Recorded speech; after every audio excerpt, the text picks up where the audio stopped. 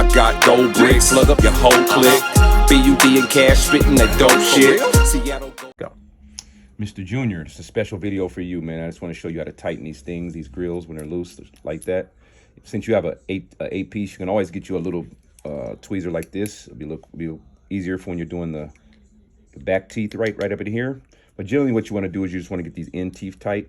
You'll feel which one is loose, which side. So then you get your little pliers, get you a towel so you're not scratching up the gold or your metal, and just squeeze it just a little bit, Junior. I'm gonna show you. Just watch me squeeze it just a little bit. Squeeze just a little bit. You don't want to go too far, just a little bit, and then try it.